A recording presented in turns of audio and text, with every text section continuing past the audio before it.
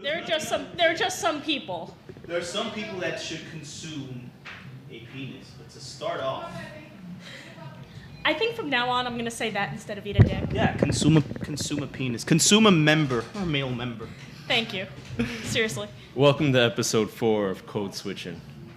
We have today with us a fantastic young scholar, Amanda Ocasio, who does work on all sorts of women issues, from women of ISIS to sex workers in Europe to abortion rights in Ireland. She is an example of what I meant by bossy-ass feminists in the previous podcast that we talked about. You're from the Bronx, right? Born and raised. Fucking A. Nice. And we can't talk about the institution you're currently at except to say that it's in the burbs, in suburbia hell.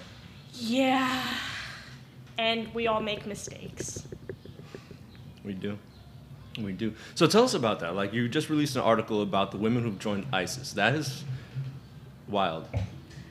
Well, I actually, during my first master's, which I did at Brooklyn College, go CUNY,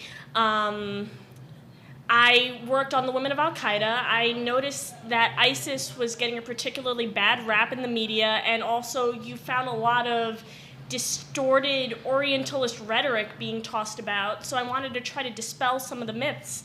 I mean, I certainly don't agree with ISIS or their agenda, but I do think that the way they were portraying women was meant to sort of pander to this Orientalist elitist narrative. So what is Orientalist for our viewers? Yeah, I would love to hear more about that. I have no idea. Where you have sort of a Western dominating force that distorts a particular narrative to plead the case for Western supremacy. So basically you're saying that they assume that every woman that ISIS comes across is some sort of helpless slave. They assume that she's a victim and that we have to go in there and save them. And I mean, like I said, again, not saying I support ISIS for any of my classmates who might be listening. Or the CIA. Oh, the stories I could tell you on that one. Well, have you gotten that accusation? I did have one classmate who asked, I had a professor who asked me to present my paper, which I presented at Harvard in class, and I had a classmate who said, "Are you saying we should be sympathetic to them?" I never once used the word sympathetic. Because it sounds like your paper's more like they're not helpless, they're just stupid. Not even that. They're actually not. Or, they're not stupid. I mean, these women are well-educated, well-informed, and I mean, they know what they're talking about. In my paper, I mentioned women who were training as doctors, women who were at university, women who are very well-educated. I mean, you have women who can also hold their own on topics of Islamic law, Islamic jurisprudence. They don't just blindly follow the Islamic State agenda. They actually actively help shape it, and they know what they're talking about. so do you actually talk to anybody that was in ISIS or around there? Whoa. I spoke to... I didn't tell Rodimus that you might have, because then he would have been like, Oh my God. as if Surprise. you're not already on a list by having a podcast with me. Lord. Well, I spoke to a number of people who were sympathetic to ISIS, and, you know, after I garnered their trust, they were surprised. They were very helpful and very willing to send me materials and things along those lines that show these women in their true element and their true agency. I know, and then, what was the question again? I'm sorry.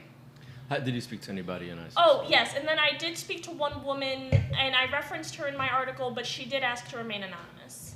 Okay, awesome. So these were like professional, like conversation. I mean, obviously they're professional because you're a journalist, but like how deep covered did you get? Like, to the point that I had these women sending me different, actually in the second half of my article that's going to be coming out, I had a man who was sympathetic to ISIS who actually sent me pictures of women with their children, women training with weaponry. So I'd say it went pretty deep. I did also speak to the wife of a now assassinated ISIS bigwig. So I'd say it went pretty deep. I mean, I was talking to these people for close to a year. So this being the internet in the 21st century at all, these are people that are deep in that Islamic Caliphate. How, compared to speaking with any other men in any other context, how many dick pics did you get out of these people? Actually, none. Believe it or not, once I garnered their trust, they were amazingly respectful. I mean, to the point that one of them actually, normally, I speak Arabic really shittily. So normally for please and for thank you and you're welcome, I'm used to shukran and afwan. But I actually got to be so familiar with some of these people that, for example, one of them, he actually said, when he said thank you, what translates to may God reward you with goodness, or may God reward you with kindness, something along those lines. So poetic. Well, Rodimus says that to me all the time. Oh, Serge, you're such a flirt. Especially now that I went out and got all this equipment. I don't want to hear can we talk about that for a second? I was just explaining. Well, I don't know if the viewers caught it. Whoever's one or two people who are live. Yeah, but it's like we're like a couple now, and you went out and you made these purchases without, consulting me. I didn't. I went out. I had my money and I went out and saw this shit. I had $50. I was like, let's get the $50 one, and you were like, yeah, times whatever.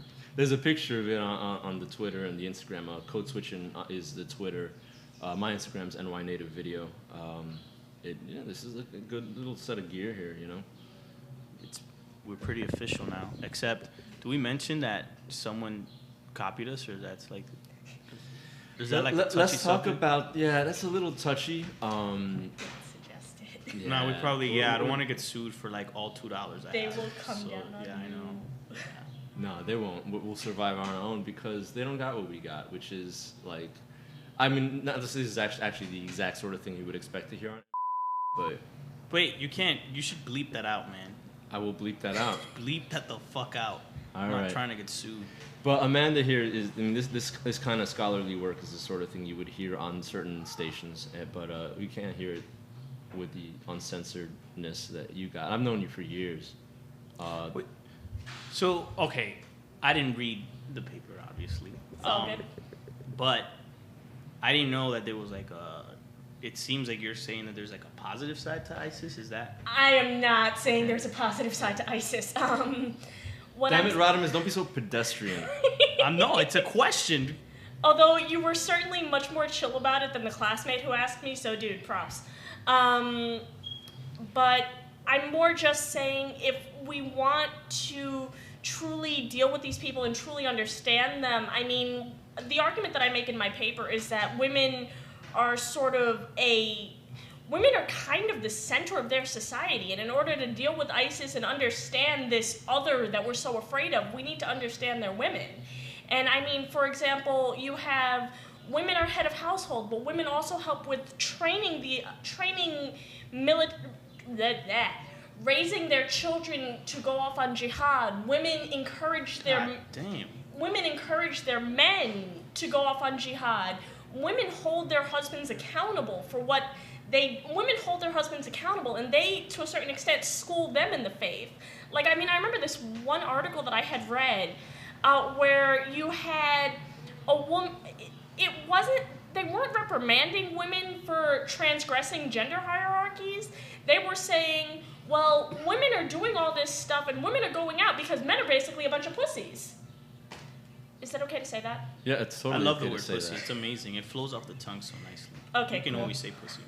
It's fine. So it's women have more of a say and more of a role in society than they seem. I mean, if you just listen to the Western media narrative, women are sold into marriage and women are kept as sex slaves and women are property and women are meant to be seen and not heard and women are only kept in the home to have children, and it's so much more than that. So it's some of that sprinkled with like Xena the Warrior Princess. Yeah, actually, that's like crazy spot on. Well, I mean, so I'm gonna get in trouble for this, but the stereotype of Arab women is that they're like hard-headed and stubborn. Like we're more than Puerto Ricans even. Like Really? yeah. If you've ever like I dated one briefly, yeah. and she was really really modern. A lot. And like chill. She was super chill. Yeah. And like loved weed. So it sounds like a situation where you got very strong-willed women in a situation that's just very fucked up. So they're doing the best of what they have. Well, I wouldn't even. They're not just getting by; they're thriving. Right. I mean, they're not just abiding by policy; they're helping to shape it. That's crazy stuff. Tell us more about the and I'm sure you ripped this guy a new asshole. The guy that accused you of being an ISIS sympathizer. And you take the Long Island Railroad to get to your institution of higher learning. I didn't rip him a new asshole, I will have you know. I settled for publicly shaming him on Twitter. Your Twitter is it's as good as Rodimus's Twitter. I've endured, was it 12 years of your Yes, whining we artiste? met in high school. Dude, you know how to fucking rip a place apart with Wait, your guys, words. you need to tell me about that. You guys know each other in high school? Yep. I was a Stuyvesant summer school kid. I was a Hunter She's a summer Hunter. school kid. Hunter kids went to summer school with Sty kids. Yeah. All the kids went to Sty for summer school because we had the best building. Yeah, and you know, Hunter was decrepit, and yeah. I keep forgetting that like you're like some kind of like advanced nerd. Because you went to like Stuyvesant, which is like, you know, at least in New York, you know, like that's like the higher. I think that's of the three science schools, that's the highest one. It has a rep. Yeah, and then we went to UB And together. then we went to UB together, and then we just sort of stayed in touch. Yeah, Occupy Wall Street. We stayed in touch with that. You're one of the last few like hardcore Occupy Wall Street personas. I believed in what it could have been. You guys are definitely on the list, right? Oh, I know that. And I know that I'm probably not terribly popular at my Institute of Higher Learning, using air quotes there, but life's too short. Mm. Well, how did you publicly shame this guy on Twitter? Oh, I said, because I knew that he followed me, and I know that he was a little sensitive, so I said, no classmates, just because I wrote about ISIS doesn't mean that I support ISIS, and he had asked me a very stupid question that night, so he knew that that was directed at him. Oh, yeah, what was it he had asked me? Oh, yeah, he asked me if I've been contacted by law enforcement yet, and I said... That's probably him fantasizing. I said, no, because, you know, just because you research something doesn't mean you agree with it, and researching something isn't going to land you on a government watch list. I don't know, man. I kind of had the same question in the back of my mind. Like, this is why. I'll tell you guys a quick story. I don't know if I've told can you hear me? Yeah. All right. So when I was in undergrad, do you guys remember that Day Without an Immigrant thing? Everyone had to wear a white shirt. I'm not sure if I told you. 2006. Yeah. No, I don't remember it. All right, so everyone had to wear a white shirt and walk out of wherever the hell they were. I was like a fry cook, so I was like, yeah, man, I'm gonna fucking walk out. So I walked out, and then I showed up to work the next. I didn't call out of work. I just didn't show up. So my boss comes up to me. He's like, hey, you didn't call. What happened? I was like, I did a Day Without an Immigrant. And then he was like a really righteous dude, and he was like, yeah, right on, man. So I was like, cool. So my new coworker comes in. She's like this tiny, cute little white girl. She's older though. She was like 23, 24, which is like to a 19-year-old is like the oldest person in the fucking world, right? So she's like, oh, I heard you were protesting. You know, after we're like frying there for a little bit, you know, you start talking shit. So she was like, I used to be in a political activist group. Who did you do it with? And I was like, yeah, I did it with this political organization, our frat, right? Huh. So then she's like, oh, but I didn't want to say the frat because I didn't want to turn her off to that. So she says, oh, yeah, I was in a political organization. You know, we were involved in a lot of stuff. And then we got infiltrated. And I was like, you got infiltrated? She's like, yeah, we had like a FBI agent come and infiltrate the organization. Long story short, she says that one day they came to like one of their like meetings and they arrested everyone and they gave her a savage beating where she like had some herniated discs and she still has problems. She said that the reason she's actually, I think she was about to turn 25, so she was significantly older now that I remember. And she said that the reason she had such a hard time getting into college was because she was labeled a domestic terrorist. Oh, wow. She said I was labeled a domestic terrorist. terrorist. A domestic terrorist. I swear to God, that's what she said to me. I stopped the conversation. I went, get the fuck away from me right now. And I walked away. And she was like blown away by that. Listen, man, because of the way I look and my name doesn't help, I get stopped all the times. I've gotten all kinds of weird fucking questions. That's why when you say, yeah, I spoke to someone who was, in ISIS or something, I'm like, I don't know that his question is so far-fetched. Maybe you did talk to some kind of agent and you didn't even know about it. But the thing is, though, there's a difference between just speaking to someone and actually agreeing with them. That and also, I vetted my people. There were both Middle Eastern think tanks and also Anonymous were both posting lists of Twitter handles of known ISIS users. Oh, wow. So I made sure my stuff was validated before I went for it. Okay. Because and the funny thing is, though, I did have a run-in with someone who I could have sworn was an FBI agent, and even though I had nothing to hide, I squashed that. I'm sorry, say that again? I did have a run-in with someone during my research who I could have sworn was an FBI agent. Just their comments, their lines of questions, and also when I was dealing with these people, I always used a traditional Arabic greeting, and I used it with him, and he responded to me in English. So that was set up a red. Off-putting. It was like a red flag. It set up a red flag for me because I don't want to put everybody into a box, but they all sort of follow the same model. It's tricky, man, because in my time in Occupy and other things, the FBI is everywhere. They're not all agents. Sometimes it's just not regular people, idiots. They get to inform on them. Because generally the undercover cops are like, you can tell that they're cops because they don't function like normal people. You're like, hey, you kids. You can also typically see their not so hidden sidearm. I don't know, man. I saw 21 Jump Street. They're wearing fancy shoes. They're clearly virgins. Like there's all that crazy shit. And they're also all wearing some sort of sports team's jacket. Yeah, but the tricky things, and actually, someone from my chapter, a couple people we know went to New Orleans in 2005, and after Katrina, they went with. I believe it's called Common Cause. Let me correct myself here. The organization was actually called Common Ground, not Common Cause. And the snitch that I'm talking about, his name is Brandon Darby.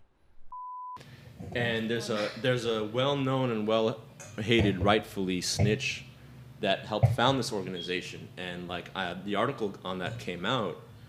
And he was just like a neurotic narcissist that the FBI realized, we can pay this guy. We can turn him. Yeah, and I was talking to Sean actually, and he's like, that guy was fucking FBI. Like I gave him my driver's license. Like he was drunk one night in New Orleans post Katrina, and the guy held his ID for him, right? But then it reminds me about Occupy too, where it's the paranoia got a little too out of hand, and you're dealing with a bunch of overly opinionated white people and who are already awkward enough as it is, and I remember particularly my experience was there were people that was oh my, he's FBI, she's police, she's a snitch, so it became everybody, but these people and my theory of activism that I've touched on is that we get diminishing returns, so the people that remain are the most socially fucked up. People just don't fuck with them, and they see everybody as not like them. So the paranoia, it's almost like a fucking reverberation that I gotta be honest. I gotta say something real quick, right? Say whatever you want. I'm gonna say this. It's a free country. That because America. What you guys do is pretty fucking gangsta. I don't think in a million years. Not in a million years. I don't think I could do it. Because you're doing it with this podcast, or you will. Well, it's different. I'm a comedian, so I get to be sarcastic and I get to kind of hide shit. And it's comedy. I don't believe that. Don't arrest me. You know what I mean? So I get to do it. I get to do shit like that. But you guys are out there and you're in the thick of it and all that stuff. But for you to tell me, oh no, that they're being paranoid. They might be being paranoid, but you gotta understand, in between, porn, after I'm done watching porn, I'm watching something on the Illuminati. That's just what I do. And it's all far-fetched stuff like Flat Earth, Obama's a gay clone, and all kinds of crazy shit. You might enjoy a conference talk I gave during my first master's, but we can discuss that later. Okay. I do want to hear that postmasters thing, but Go for it. so like I watch these crazy conspiracy videos, and I don't believe like probably a third of this shit, but like, or like most of it. I don't believe most of it, but like it's entertaining. But every now and then I come across a video, I'm like, oh my god, that was a little bit fucking scary. So for you to tell me that, you know, you're not that they're being paranoid, I don't think that's accurate. I think that they have a right to be paranoid. Like, yo, like right now, someone's watching this. Like, our phones could be used as stuff like, and I know that you have to tell yourself that you don't in order to continue to do your work, so you can continue to be fucking the hood Jason Bournes or whatever. But Amanda is the hood Jason Bourne. every now and then you have to have a moment of clarity and be like, no, my man, listen, this is the truth of shit. There was a good training that I got, that Occupy Buffalo got, and this guy came and started. It was a direct action training, right? And I've been part of these trainings. You go in and everyone's like, look, you put your fucking phones in this basket because you don't want to be recorded. But even then, it's like the guy's like, we admit the presence of the FBI in this room. It may not be true. Like Professor Griff does in his lectures. There you go.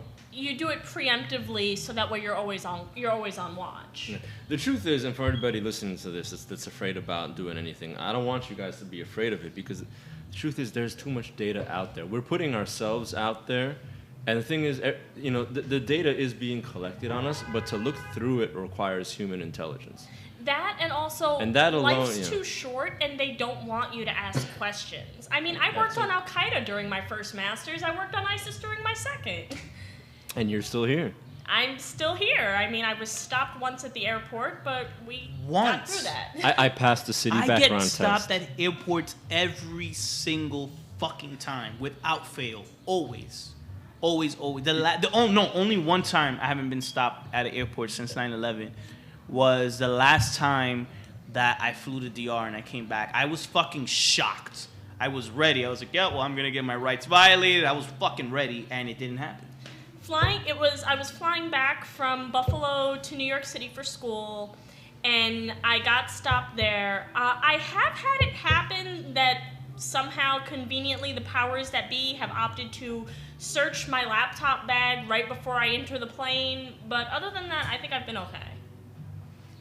You know, one thing that won't happen to you at an airport, Rodimus, that did happen to me was you'll never get your hair patted down like mine did. Well, that used to happen to me, man. I had long hair. That shit was. I had long hair, man. It happened so fast, I couldn't even object. Yeah, and I remember one time, this lady wanted to run like a comb or some shit through my braids, and like I had just gotten I was like 16. This has been happening to me since I was like 16 years old. Was she not white? Because she was just probably trying to steal your hair. No, that happens to me all the time. She was actually, I think she might have been a black lady, yeah. But she wanted to like poke it. I'm like, you can't you can't do that. Like, this shit costs like $25, and my shape up is fresh. Fuck you. You got braids for $25? I used to get my hair braided for $25. Yo, where did you get this? Because I want my fucking hair braided. I don't have those connections anymore, clearly. Oh, well. But and I used to date this girl. The best girl that ever braided my hair was this girl named Francesca, right? She's super hot now. I don't know if she's watching, but she's super hot now. She wasn't then, but she was super hot now. And I used to date her friend, and she would braid my hair for like either really cheap or for free. She was fucking amazing. It's so quick. She could do any design you wanted. And my hair was really fucking long. I gotta get my hair braided a couple more times, man. Nah, don't get your hair braided, man. You know what you should do, since you have like that nice fucking hair? Just do that pigtail shit on the sides. Yeah, no, that's what so you look like a thug, and then you get like one of these snapbacks and you just fucking do the fuckboy thing, and then you go to a club. The so-called Kim Kardashian braids. Oh, I hate that Sorry, bitch. my institution of higher learning has soured me to Kim Kardashian. Why? Because she's a twatzilla. I really like him. She's a twatzilla. See, we bring people together. On this podcast, Codeswitchin. Kim Kardashian is, you know, like she has more mass in her bra than her brain. It's not even. I don't give a shit. I don't think that she's as dumb as she plays it up. I just hate that she like, I worked so hard for this and all this stuff. I'm like, yo, what made you famous was Ray J's dick, which was huge, by the way, huge. This is mad random. It was a good time. But I was I was hanging out with my friend, his girl, and his girl's cousin, who was like really super pretty, and we're drinking wine in my house. I'm like, oh, this is gonna be good. So we start talking about the Ray J sex tape, and she says, oh my God, Ray J had the littlest dick. It was so like skinny, and I was like, oh my God, like really? Well, the size of a guy's dick, in the perception of a woman or anybody who likes dick, changes according to their emotions. My man, that shit was a fucking arm. In Kim Kardashian's defense, she does donate to some pretty good causes, but you guys disagree. Yeah, we do. Or at least I do. Wait, how so? Like, disagree that she's bad, like a bad person? Or that she's a twat bucket or whatever you said. I said twatzilla. I think she's a twat. Yes, you did. I mean, but she's kind of hot. I hate myself a little bit for saying that. She's beautiful. I just wish I don't know her how toes beautiful, were longer. but she's just like, that surgeon is an artist. We have to compliment that person. But just the amount of word vomit, it's overwhelming. I don't know. I don't know anything that she's like said other than, oh my God, I'm coming so hard. I don't really know like much that she said. Like, I'm sure she's like actually in person like a super nice girl. Like if I met Kim Kardashian, I'm sure she'd be a delight. You keep it with that optimism. Yeah, I think she's like nice, you know, or could be. Kanye, I don't know. I wanna think Kanye's awesome, but I like because I love his music, and I think he is kind of a genius. You know what? I don't think Kim is a twat. I think Kanye is a twatzilla, and she's just more like I don't give a shit. I don't have a soul kind of thing, you know. I'm gonna do an obnoxiously feminist reading here. Do it. Thank you for warning us. I can't respect a woman who defines herself in terms of her relationship to patriarchy. But she's. That was mildly obnoxious, yeah. I know. I tried. I don't know that. I don't think it was mildly obnoxious. I don't think it was obnoxious. It was more like a statement, you know. Well, what does that mean? She's all about Kanye, all about patriarchy, all about having people glorify her tits and ass. Come on. She's a porn star. What do you want? But I mean, there were porn stars. I don't want to hear smart things coming out of a porn star's mouth. Yeah, Tory Black says some pretty smart shit, and it's sexy as hell. I don't know anything that's come out of her mouth other than like jizz. Seriously. But no, and I mean, this treat sex workers like people. I mean, appreciate the whole of them. I mean, I appreciate what they do. I think they're fucking phenomenal. But I see they will like the establishment won't ever do that. You studied sex workers, not like porn stars, but I'm tell us about actually that. still doing some work on that, and it actually started with a project I took on for one of my classes last spring. In the suburban hellhole? Yeah, in the suburban hellhole. The class itself was a nightmare, but I found the project to be thoroughly rewarding. Where basically I'm trying to dispel the myths of sex workers. I mean, yes, what they do is an art, what they do is a craft, but I mean, see, the people don't see them as objects. I mean, they have rights. I mean, I will always remember there was this one sex worker that I actually met up with for drinks to talk a little further. And, you know, we were talking about how fucked up it is that, you know, if there's a crime committed that a sex worker was involved in, sometimes the cops say no human involved. What the fuck kind of bullshit is that? Wait, like they literally say that? They say no human involved. What the fuck kind of bullshit is that? That's wild. You know why? To any of my followers on Twitter who are watching, I'm sorry if you're offended by my profanity. I've been to sex clubs, right? And the last time I went to like super like trendy or posh kind of sex club, and I gotta admit I wasn't fucking ready. It was kind of like something out of like Eyes Wide Shut. But it was so fucking cool, and like everyone in there. You wish it was like Eyes Wide Shut. I mean, it wasn't. I mean, it was like several steps being white. For me, listen, I'm like a spick from Washington Heights. It was like Eyes Wide Shut, so fuck you, Sergio. All right, it was Eyes Wide Shut to me. All right. Because I was gonna say, well, also, are we talking Eyes Wide Shut, what was released, or Eyes Wide Shut, the unrated version, which I did own during undergrad, but I misplaced, and I'm sad. I like that movie. I really do. It's really powerful. And you know, what's strange is like he was mad about the like she didn't bang the dude, right? No, The it movie? was just thinking I saw it about in the 8th grade. I haven't seen it since. I wish I saw it in the. But eighth. I was Yeah, like, shit. I wish I saw it in the 8th grade. yeah, man. I was a fapinator, man. You know what? When I was a fresh, I believe in polyamory since I was a little kid, and Yeah. and my first girlfriend gave Wow. me the book Brave New World as a warning against it. I don't know if you've read Brave New World. I've read The Ethical Slut, but like The that Ethical book Slut is really that good. book I did think is not cool. read Brave New World.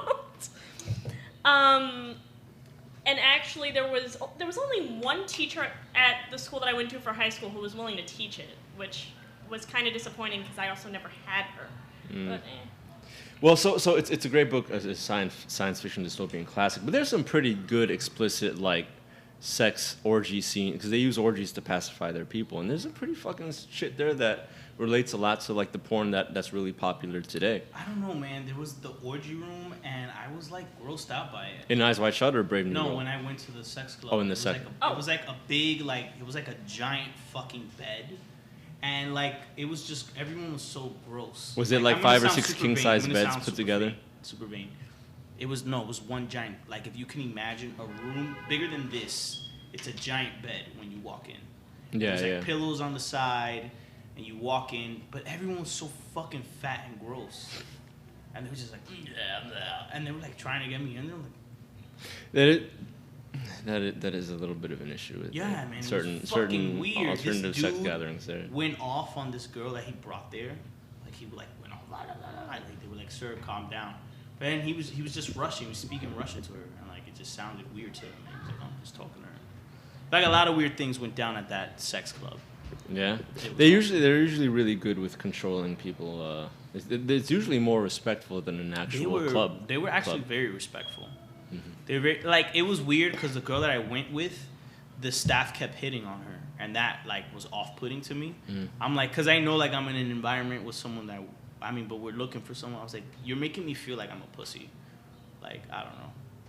Maybe that's the Latino.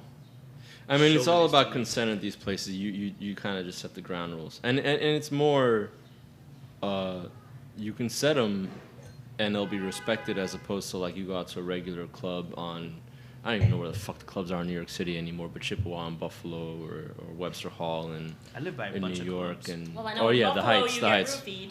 Yeah, I mean, like you can try and set boundaries in one of those places, and people don't respect them because they're not catering to what people really want to do. It's a kind of like a fake front, and that leads people to kind I of think try and be people are shady. The more- club scene in Buffalo is just sad. You know what? I think it's better than the club scene in New York. Well, the club scene in New York is ridiculously expensive and glorifies shallow materialism. All club scenes do. I mean, in Buffalo, not really. I mean, for example, you might remember PJ Bottoms from. I mean, it didn't. How many viewers do we have on Periscope? PJ Bottoms was a place where nobody that went in there got to respect themselves afterwards. I mean, the place was fucking called PJ Bottoms. It was a club in fucking assholes. It's alright, man. One day they'll remember us. Like, It was- I didn't catch that. So when we It went says to, we have one. it was My phone says orientation. 0. Oh, I'm seeing. Orientation at UB, the fucking the guides were like, you will go to PJ Bottoms and you will have a good time. And when you go there, and it was only people, 18-year-olds. It was only 18-year-olds because you had to like chalk your ID, which I don't even know that's a thing anymore. Nah, you can't chalk them no more. Now they have Yeah. to No, scan. now people just create fakes because also. You have to scan now. Well, yeah, that's why they had to. Suddenly, I remember, I think it was maybe second or third year at UB, all the kids from New Jersey were pissed because you couldn't chalk their IDs. Oh yeah, because of the material. Yeah. But basically the guy that owned it, who eventually killed himself, he Really? I didn't know that. the first day of my sophomore year in September 2005. Oh, that's Why? That's why it closed Why down. did he do it? Well, I mean, clearly he had to deal with the cops that let him flaunt the law so easily, and I think That you Let's you do could it show a liquor. birthday card and be allowed in as a form of ID. like I would literally go with my ID that said I was 18, and they're like, come back, and I would go back to my dorm with a colored pencil, change the 6 to a 0, go back, and they'd be like I would remember being like, okay. And you'd go and it was the front room was like a combination of like the theme was the jungle and also space. Like it was graffiti like a laser tag place. I would let kids drink at like 17, man. Like if you can go fucking die for your country and take a dick in your ass legally on camera at 18, you should be able to get fucking hammered. That's why I agree with the low drinking age in the UK. I agree, but there was something about this place that brought out the kind of like the raging, like I just got released from my parents kind of mentality. It was not a... In Binghamton, for us, it was the Ice House, right? Which was renamed a bunch of times. And before that, it was this place called Club V, and it might have had another name before that. But like that place eventually got called Club Violence. Like that's what people would dub it, because it just was always some kind of like towny fist fight. What? Close to the mic. It was always some kind of like fucking towny fist fight and shit. It was fucking ridiculous. And the stuff I saw there, I remember I saw this girl who lived on my floor. Her name, I don't want to say her name because she does follow me on Facebook, but she bring her on. She'll be our next guest. Huh? She'll be our next guest. Nah, I'm pretty sure she like hates. She heard me say the CWord, which is cunt, right? Okay, I don't understand why women are so up in arms about that word. Listen, fucking own it. It's white women. Okay, all right, let's be honest. It's white women who get offended. No, like I know plenty of Spanish women who also don't like it. Yeah, they probably have a lot of white Spanish women friends. too? They probably have a lot of white friends. That's what that is. Like I know plenty it's a of fucking Spanish word. women who don't like that word. I know plenty of Spanish women who don't like that word. I'm not one of them personally. I think we should own it. It's normal. It's natural. I mean, you don't see the word dick being stigmatized. She walked in on me calling someone a cunt who was being a cunt. And she was like up against the wall like so she was so scared of me at that moment. Because at that moment I wasn't code switching. Right. You saw what I did there? You saw what I did? I wasn't code switching. And I was talking with a little bit like I talk now. I was talking regular instead of like how I would speak at work. And I was like talking about so and so. I'm like, you're a fucking cunt. Like what the fuck? Like don't act like a cunt. And she was like so mortified by it, and it was like never the same. Anyway, I saw her getting fucking finger blasted by my IRA at the time, and but on the dance floor, like pretty out in the open, and at the icebox. Ice House. It was called Ice House. She was getting finger blasted, blah blah blah, and I just remember I'm like, oh man, so that's what her twat looks like. That's cool. I was at PJ Bottoms on Halloween when I was 18 at that point, and I actually I had full Terminator prosthetic makeup on. Nice. So I was not very. I mean, I was I guess it's. I'm not the typical kind of guy that the kind of girls that would go to PJ Bottoms, namely Long Island or like Central New York or Western New York, suburban girls would go for. But I'm sure that truck like masked whatever the fuck you had to say. No, you can hear me. But then there's this chick, and she's from Cheektowaga, which is the poor suburb of Buffalo. The poor suburb, not the saying ghetto. I have any beef with the ghetto. No, I mean, and we were just fucking dancing our asses off, man. Like we were just having sex on the dance floor. You fucked her? On the dance floor? Well, let's talk about what happened. Okay. So we're dancing. She's a bunch of people. The door to the club bursts open, and you see a bunch of flashing lights. And like, I go to the bartender. I'm just like, and you remember the bartenders at PJ Bottoms, Amanda? Actually, a confession: I never went to PJs. Whoa. I never went to PJs. I went to house parties in Buffalo, but I never went to PJs. House parties were pretty wild, especially when we went. Too fancy. But the kind of atmosphere we're talking about. So MTV's Fraternity Life and Sorority Life were filmed in Buffalo at UB the year before, 2 years before. Oh, Actually, yeah, I remember our first year, UB was voted a party school. I think it made the top 10 list. Yeah, you guys were awesome. So every wannabe Jersey Shore kid went to Buffalo our year.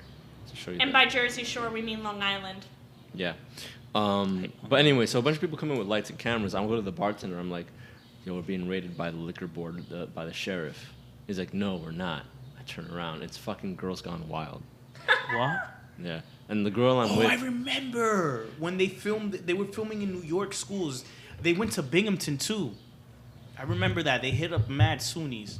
Keep going. My Yeah. bad. So if you see a guy in a Terminator prosthesis, That was you? a skinny version. I of don't me know. with I spiky wasn't hair. looking for dudes whenever. Well, I if you did see a watch skinny those blonde chick with braces lift her shirt up and flash her titties, that girl was 17. Oh shit! There was one chick who was like that he got sued over or something like that because she was like underage at the time, and I know girls gone wild. I mean, I'm sure the guy got sued for a million fucking things, but Yeah. yeah, no, I did not bang that girl. I You ended didn't up. bang her? Oh, because she was 17. But you knew? But did you know? Well, you I was- don't I- have to incriminate yourself. You're enough trouble for I like was fighting like, the power and "Oh, all fuck that shit. No, I just she ended up going. Her friend got drunk or something. She had to get in the cab, so I ended up putting them in the cab. And Yeah, man. I was not one. College I was a never that very kind of guy. weird time for me. I remember I went to Buffalo like a handful of times. Buffalo was so fucking far. I remember one of the times that I went, my friend wanted to start a fight with this other dude, and the other dude thought that he was rolling like deep because he had 5 friends with him. Meanwhile, we were at least 26 deep. It was our house party. Oh, at the house. So it was like mad brothers from different schools. And I pulled the kid aside. I'm like, yo, like, don't fucking do it. Like, you're going to get destroyed. Sergio, I need some more of the nectar of the gods. Yeah. I was gonna say I saw you reaching for the bottle. If you I know wanna- this has nothing to do with anything we were talking about, but since I just threw that phony English accent on, Thank you. how come in every movie when something like cool and classy has to happen, like it'd be a movie about gods of India and everyone's talking like this? Yes, Ganesh, I wish you would do this, that, and the third. Because it's easier to get an English accent actress as opposed to Indian accent I actors. don't think that's why. I think it has to do with indigenous. colonialism, but That's me what being- I was going for. That's me being super militant. That was me fishing for that answer. That was, No. Super militant is like the women that are gonna go after me for the story I just told. No women are gonna go after. Listen, I get called a sexist. I got called a sexist last week, man, and the week before that as well. And it's always like these like white so-called feminists who call me, and I feel like I know I've said this on the show before. I feel like they call me that. All right, sorry. I feel like they call me that because they really want to say, "Well, you're just a fucking spick." I really think that's why. So I told this fucking joke that they didn't like, and then she felt the need to fucking press me about it. And she's a comedian as well, Oh shit. but she's like one of these like I shave my head feminist kind of thing. It's weird. It was fucking weird. It's a weird line. she- Amanda she- probably deals with this She all the tried time to make from fun both of me. angles. She tried to make fun of me. She was like, "Hey, do you know where I can get some HGH?" I had so many things to say. So many fucking things to say, but I fell back, you know? Well, Amanda, What up? would you be offended if I called you a boss ass bitch? no, I don't it. So as a boss ass bitch, who is a master's in all sorts of shit and a feminist and an activist, I don't think. how you're do a you boss ass bitch. deal I think with you're a thug. the? I think she's a fucking thug. I like him. That's he can another stay. way. Yeah. So how do you deal with that fine line where you're dealing with the patriarchy, but you're also dealing with the extreme form of, unfortunately, it's almost like the stereotype of feminism come to life. Where it's assumed that we're all man-hating lesbians.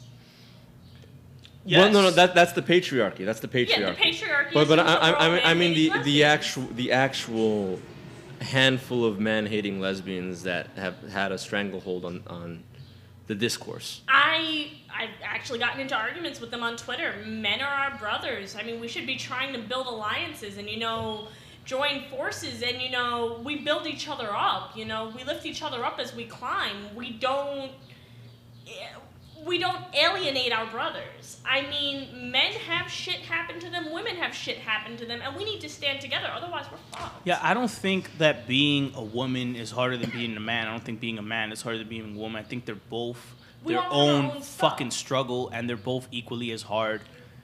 And I don't know, man. Like, so all right, I'm explaining to you the joke. I told this joke. The punchline is puss jungle, right? So I was like, oh man, I really love feminists. Like, whatever.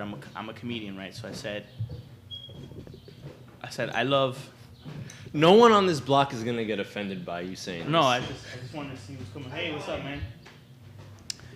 I was like, what did I say? I said I love bitches or something to that effect, like, 'cause I'm a feminist and all that stuff. right? Which is the offensive part of the joke. And then I said, I consider myself a feminist. I have sisters, aka all this shit. And I say, I just wish feminists would agree on a T-shirt or maybe a tattoo that would say what kind of feminist you are, as opposed to growing a push jungle. I was like, yeah, I'm gonna still hit it, but I'm gonna talk shit about my boys. I'm gonna talk shit about it later to my boys. That's it. That was the whole joke. And it was like, you're a fucking sexist. Fuck you, you piece of shit. I'm like, whoa! I can understand if that joke rubbed you the wrong. Comedy, I feel like comedy should be 50-50, right? So like some people will like it and others won't. You're not gonna please everybody. I'm not gonna please everyone, because if I did, then I'd be one of those clean. I've tried really hard to come up with clean material. I can't. Or maybe more. It's like more like I refuse to do it. Mm-hmm. But to have these chicks press, like one chick came up to me and shitted on my accent. Like, first of all, I didn't know I had an accent for a long time. Yeah, I didn't know you had an accent either. Up until I went to Binghamton, where someone was like, yeah, you have like a pretty thick Yeah, they accent. didn't. Actually, no, I take it back. They didn't call me out on my accent till I started my master's in Arizona. Then they called me out on my accent. Oh my God, we love your New York accent. Well, it wasn't that you have a New York accent. Like for me, it was hey, you know, you got a Spictino accent, right? I mean, she didn't say it like that, but yeah, central and western New York is a separate animal. Arizona gets a lot of the West Coast gets a lot of love for East Coast Latinos, because the Latino influence is so heavy, but it's Mexican derived. But central and western New York is the descendants of the second class wave of like Irish and Italian immigrants. I will agree with you to a point. There was one night I was walking back to my apartment, and I was actually a bunch of white supremacists drove past me, and they screamed "White Power!" I'm like, huh? Oh yeah, so I'm bifurcating the West Coast. So there's a lot of white supremacists. I was thinking more like the Latino Greek I transferred culture. the following semester. What school were you going to Arizona? Northern Arizona University. Okay, no, I was going to U of A. Oh, I'm jealous. Everyone was so nice to me. And the food is so much better. And no one knew what the fuck I was. We're like, what are you? But like, it was like curiosity, right? Like, you know how some people get offended at that? I'm like, no, I'm so ready to tell you. What an honest fucking question. And I'm ready to give you an honest The thing is, answer. over there, it's not curiosity. It's, ooh, they're different. Let's make friends and claim we have our token. Or at least that was what I went through in Arizona. Tomatoes. I like to think that, you know. Oh, I always see the worst in people, so. Life's too short. Life's too short to quote a thug I know. Yeah, I'll give you that. Life's too short. But yeah. So this chick totally. Oh, my phone's gonna die. But what's up, man? Oh shit. Yo, take a. You want the. Nice to meet you. Anthony, next guest is here. How's it going? Do you want to take a baby seat or do you need the big seat? All right, here, take the one over here so you can get the mic. Sorry, I might cut this, but you're joining us. We'll wrap up on ours and then we'll. How much time you got, Anthony? Shit. Damn, bus wasted enough of my time anyway, so. Oh shit, yeah, I know. We're recording at my place today, not the usual studio. That's cool. It's the fact that the bus driver didn't tell me where the stop was, so he took me all the way down past 2 of the train stations. I walked here and I was like, literally every block looks like the block Batman's parents were murdered on. It's like this is the land gentrification forgot. It's amazing. All right, so Amanda, you got any more stories for us? I'm trying to think. Well, let's see. I met some interesting people doing my ISIS piece. The work that I've done on sex work has been truly remarkable in that, you know, I've met some amazing people. I mean, for example, I've been doing a lot of work with the New Jersey Red Umbrella Alliance, and they're really showing that, you know, it's not just sex, and it's not just this. I mean, the stereotypes about sex workers aren't true. I mean, for example, one of the workers that I've spoken to, she's university educated. She busts her ass to provide for her children, you know. It's not what we think, and we need to treat them like people. I mean, the truth is they are people who provide a wonderful fucking service. They keep marriages intact. But we don't treat them like that, which is what's fucked up. Well, think I don't understand. I don't understand this. It's like guys will be like, "Oh, she's a fucking hoe." I'm like, man, fucking love hoes. What was the problem with this? Right, just how It's some like this people negative reclaim. stereotype, like all these titles that we have to put on things, and it forces you to like, not forces you, but like that male, like, what was the word you used? Patriarchy. Yeah, patriarchy. Patriarchy. Fuck the patriarchy. But I feel like you use a word like damning word, well, whatever. But like that patriarchy, whatever. Like, it kind of promotes this like looking at chicks. Like for instance, like I have 5 sisters, which I've said on the show a lot of times, right? And I talk to my sisters like people, right? So I don't talk to my sisters like soft, whatever, what up, all this shit. And I tell them about my exploits. You know, my older sister's married, so she doesn't have exploits. She just has the nasty shit she does with her husband. I'm like, I don't really want to hear about it, whatever. But it's just like, you know, coming up, whatever. Like I saw them as equals. I never saw them like yo, the shit you do. If you do this, this makes you a hoe. This makes you a this or that, whatever. I don't know. Like I just feel like a lot of the things like in this culture, like, promote a really negative view of women who like maybe just like dick, right? And like, how is that a negative thing? Like, if you like dick, I have a penis. I'm willing to give that to you. But the thing is, it's more than just liking dick. I mean, you have women who are doing this because they find it liberating. You have women who are doing this because they have families to provide for. You have women who are doing this just to say fuck the system. There's a lot of different kinds of sex workers, and a lot of people are engaged in it, or maybe customers, and not really realize. And people just cling to these stereotypes about the poor, sad, street-walking hooker, and it's so much more than that. And these women are so much more than that. We were meant to live for so much more, like that band said. That band? We were meant What to is live. Creed? No, it was not Creed. No, I swear to God it was Creed. It definitely wasn't. I tell you it was. I have it on my phone. Google. Everybody hold on for one It is second. a Christian band. It was not Creed, though. I'll tell you that right now. Hold on 1 second. Asunción, ¿qué es? ¿Alguien está duchando? Oh, okay. Sorry guys, we're recording at my house and someone's taking a shower, so that's the high-pitched noise. It's not the gain on our fucking expensive-ass gear, which I got yesterday on my tax return. Oh shit, you were right. Switchfoot. Sorry. There we go, Switchfoot. So Amanda, you're sticking around for a bit for Anthony B's podcast, which is great. Well, I'm not sure if we're gonna make this one super long episode or cut it into 2, but and you can leave whenever you want. But do you have any plugs? Anything coming up? Any links you wanna? Yeah, actually, the New Jersey Red Umbrella Alliance is having an event in Atlantic City. Hold on, I'm just looking it up. What's your Twitter?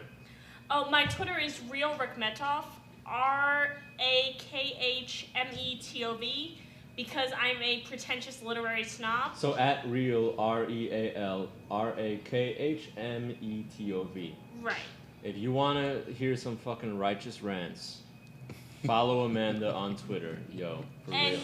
the New Jersey Red Umbrella Alliance is having their Atlantic City Sex Worker Rights Rally on... Hold on. And Atlantic City's like a fucking road warrior wasteland. It's a great place to have a rally. On Friday, June 3rd, advocates, community members, and allies will stand in solidarity with their sex worker siblings, and I just think people should check it out. It's a righteous group, and I love them. And it's in Atlantic City? Yes. If you take the bus from Port Authority, $40. Yep. You get there and you can come back whenever you want. The bus leaves every hour from the bus terminal. It's a fucking great, and they give you a couple of chips to play at the casino. It's a great fucking deal. Yeah, well, it's debatable if that bus actually shows up. No, I'm not bitter. Oh shit. You got any other social media? Nah, Twitter is really just my thing. I love Twitter. I live for Twitter. It's 140 characters. It's Twitter. It lets me talk It's so much shit. It's social media for people with a negative attention span, of which I am guilty. Rodimus, what's your social media? Any plugs coming My up? social media, Badman Rad, all of them. So Badman Rad at Twitter, Badman Rad at Instagram, Snapchat. Actually, my Snapchat, I realized I was saying it was Badman Rad. It just looks like Badman Rad to me. It's actually Rodimus is cool. I'll tell you the story. I got the Snapchat because I was just talking to some girl who wanted me to get it, and I just made up some name because she was sending me, pictures. I won't say of what. But it was her. You don't need to. It was her vagina. It was her vagina. Yo, and this is Sergio. I'm People's History on Twitter. There's 2, but you'll see my face on my Twitter. I'm Native NY Video on Instagram. Hit me up on either of those. I do video, show running, writing, audio, all sorts of shit. He's also Latin Barry White at Comcast.net. Oh, and on Snapchat, I'm ASOCASIO. I completely forget that I actually do use Snapchat. I don't. What? There's good food. People post pictures of good food. All right. If we do cut here, this is where we cut. Guys, thank you for listening to this. This is a great episode. We got more coming up. We're doing 2 episodes this week. We'll see you. Listen to us. We're coming on iTunes soon. Very For y'all soon. that don't listen to YouTube, Very fucking soon. fucking do it. All right, we're out.